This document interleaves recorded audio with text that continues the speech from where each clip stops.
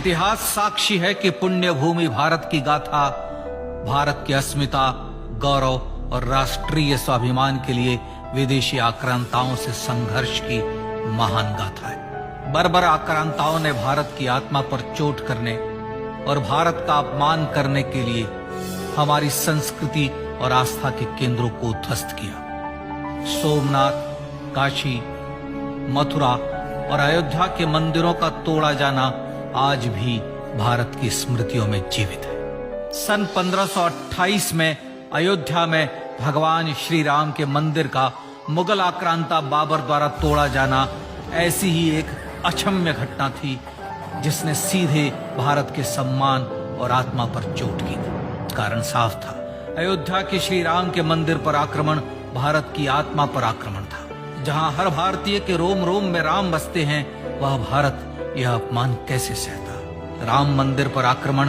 भारत को आहत कर गया था। विदेशी हमलावर अपनी बर्बरता दिखाते गए और भारत अपने आत्मगौरव को फिर से पाने के लिए संघर्ष करता रहा। भारत रामलला के जन्म स्थान पर बाबर के नाम पर बने एक ढांचे को देखता और उसे हटाने का संकल्प लेकर शक्ति संजोया करता। हिंदू समाज आत्मसम्मान के रण में डटा रहा और लगातार हमलावरों द्वारा बनाए गए बाबरी ढांचे को हटाने के लिए लड़ता रहा। सरयू कई बार रक्त से लाल हुई। कभी स्थानीय शासकों ने तो कभी साधु संतों और राम भक्तों ने राम जन्मभूमि की मुक्ति के लिए अपने प्राणों की आहुति दी। 74 बार युद्ध हुए। हम कुछ मोर्चे हारे, पर रण जीतने का संकल्प कभी कम नहीं हुआ। हिंदू समाज तलवारों से रक्त रंजित हुआ, पर उसने हार नहीं मानी। उसका संकल्प अजेय था। 15 अगस्त 1947 को देश की आजादी के साथ सैकड़ों सालों से चले आ रहे इस संघर्ष में नई ऊर्जा और एक नया मोड़ आया। अचानक 23 दिसंबर 1949 को बाबरी ढांचे में श्री राम लला प्रकट हुए। हजारों राम भक्त दर्शन के लिए उमड़ पड़े। तत्कालीन प्रधानमंत्री पंडित जवाहरलाल नेहरू ने उत्तर प्रदेश सरकार को श्री राम लला को विवादित ढांचे से हटाने का आदेश दिया। उत्तर प्रदेश सरकार ने अयोध्या के कलेक्टर को यह काम दिया और यह निर्देश भी कि जरूरत पड़ने पर वे बल का प्रयोग भी करें। अयोध्या के कलेक्टर ने सरकार को उत्तर दिया कि यह नरसंहार के बिना संभव नहीं है, और फिर भी वह ऐसा चाहती है तो किसी दूसरे कलेक्टर से यह काम करवा ले। परिणाम स्वरूप रामलला की मूर्ति वहीं विराजमान रही। विवादित ढांचे को बंद कर दिया गया। केवल पुजारी को सेवा अर्चना के लिए भीतर जाने की अनुमति थी। फिर भी राम भक्त विवादित ढांचे के बाहर से प्रभु श्री राम की आराधना करते रहे। भारत के हिंदू समाज के लिए चुनौतियां और बढ़ गई। मामला अदालत में गया। विपक्षी दलों द्वारा अदालत में भगवान श्री राम के अस्तित्व पर सवाल उठाए गए। उनके अयोध्या में ही जन्म लेने का प्रमाण मांगा गया। भारत का जनमानस अब आहत हो उठा था। आजाद भारत में भी हिंदू समाज को अपनी आस्था और श्रद्धा के लिए संघर्ष करना पड़ रहा था। चुनौतियों के इस समय में सन 1984 में विज्ञान भवन दिल्ली में विश्व हिंदू परिषद ने धर्म संसद का आयोजन किया। इस संसद में देश भर के संतों ने राम जन्मभूमि की मुक्ति के लिए आह्वान किया और राम जन्मभूमि मुक्ति यज्ञ समिति का गठन किया। धर्म संसद ने राम जन्मभूमि की मुक्ति और वहां भगवान श्री राम के भव्य मंदिर बनाने के भारत के जनमानस के संकल्प को फिर से दोहराया। विश्व हिंदू परिषद के नेतृत्व में मंदिर निर्माण के लिए पूरे देश में अभूतपूर्व आंदोलन की शुरुआत हुई। श्री राम जन्मस्थली मुक्ति यज्ञ समिति के साथ देश भर में राम जानकी की रथ यात्राएं निकली। राम लीलाओं में राम कथा के माध्यम से भारत का आम जन फिर से जुटा। अब सबके मन में एक ही प्रण था, एक ही लक्ष्य था। अयोध्या में जन्मभूमि पर भगवान श्री राम के भव्य मंदिर का निर्माण। सन 1989 में विश्व हिंदू परिषद द्वारा गांव-गांव से रामशिला पूजन करके अयोध्या भेजी गई। 2,75,000 गांवों से रामशिलाएं अयोध्या पहुंची। भव्य राम मंदिर के शिलान्यास का निर्णय हुआ। पूज्य संत महात्माओं और हिंदू समाज के अन्य प्रमुख नेताओं के निर्णय के अनुसार अनुसूचित जाति के प्रमुख नेता श्री कामेश्वर चौपाल ने 9 नवंबर 1989 को मंदिर निर्माण का पहला पत्थर रखा। राम जन्मभूमि पर मंदिर निर्माण के लक्ष्य की पूर्ति के लिए सन 1990 में सोमनाथ से अयोध्या के लिए श्री लाल कृष्ण आडवाणी ने रथ यात्रा की शुरुआत की। देश में जन भावनाओं का ज्वार उमड़ने लगा। श्री लाल कृष्ण आडवाणी के रथ यात्रा के साथ साथ मंदिर के लिए जन समर्थन बढ़ने लगा और छद्म सेकुलरवाद बेनकाब होने लगा। इस जन आंदोलन को रोकने की तमाम कोशिशें हुई पर सब व्यर्थ हुई। विश्व हिंदू परिषद ने देशवासियों से अयोध्या में जन्मभूमि पर मंदिर निर्माण के लिए 30 अक्टूबर और 1 नवंबर 1990 को कार सेवा का आह्वान किया। परिणाम स्वरूप लाखों राम भक्त कार सेवा के लिए देश के कोने कोने से अयोध्या आए।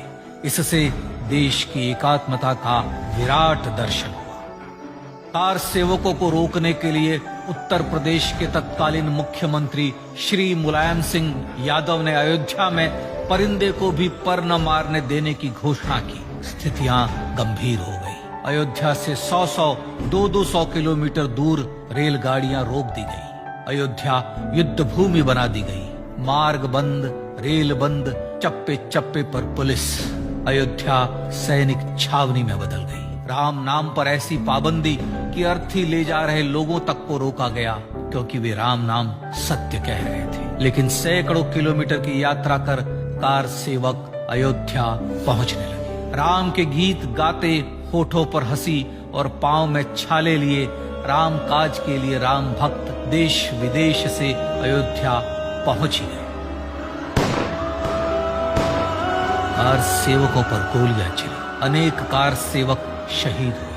आजाद भारत में जन्मभूमि पर राम मंदिर के लिए कार सेवकों ने फिर एक बार अपना बलिदान दिया, पर कार सेवकों ने विवादित ढांचे पर भगवा फहरा ही दिया और इस तरह कार सेवा सफल हुई। श्री राम जन्मभूमि आंदोलन ने भारत की सुप्त आत्मा को झकझोर कर जगा दिया था। विश्व हिंदू परिषद ने फिर एक बार 6 दिसंबर 1992 को कार सेवा का आह्वान किया। राम भक्तों को कार सेवा करने देने के लिए अदालत में प्रार्थना की गई, पर अदालत ने कोई निर्णय नहीं दिया। परिणाम स्वरूप बौद्ध, जैन, सिख, स्वामीनारायण संप्रदाय, गायत्री परिवार, हर पंथ मत विचार के हिंदू एकत्र हो गए। छूत अछूत का भेद मिटा, जाति की पहचान मिटी। हम सब हिंदू, हम सब सिंधु बन गए। राम सिंधु में ज्वार उठा और देखते ही देखते 6 दिसंबर 1992 को श्री राम जन्मभूमि से बाबरी ढांचा सदा के लिए हट गया।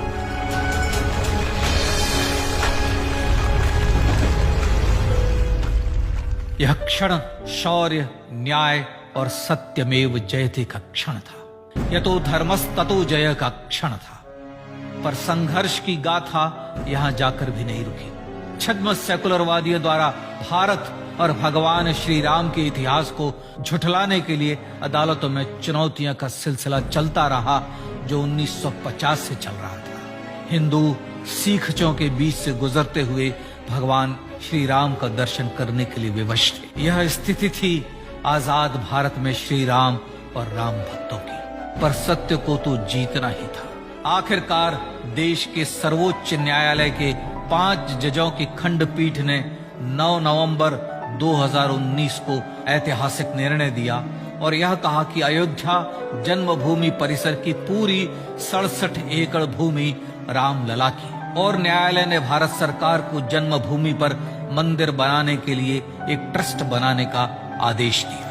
सर्वोच्च न्यायालय के आदेश के अनुसार भारत सरकार ने 5 फरवरी 2020 को श्री राम जन्मभूमि तीर्थ क्षेत्र नाम के ट्रस्ट का गठन किया और राम जन्मभूमि न्यास की भूमि जो सरकार द्वारा अधिग्रहित की गई थी, उसे ही नवनिर्मित न्यास को वापस दे दिया गया। 5 अगस्त 2020 को भारत के प्रधानमंत्री श्री नरेंद्र मोदी ने श्री राम जन्मभूमि तीर्थ क्षेत्र के अध्यक्ष पूज्य महंत नृत्य गोपाल दास, राष्ट्रीय स्वयंसेवक संघ के पूज्य सरसंघ चालक डॉक्टर मोहन भागवत एवं उत्तर प्रदेश के मुख्यमंत्री श्री योगी आदित्यनाथ की उपस्थिति में श्री राम जन्मभूमि पर भगवान श्री राम के भव्य मंदिर के लिए भूमि पूजन कर निर्माण कार्य का शुभारंभ किया। इस तरह लगभग 500 वर्षों से राम जन्मभूमि की मुक्ति के संघर्ष का पटाक्षेप हुआ। अपने आत्मसम्मान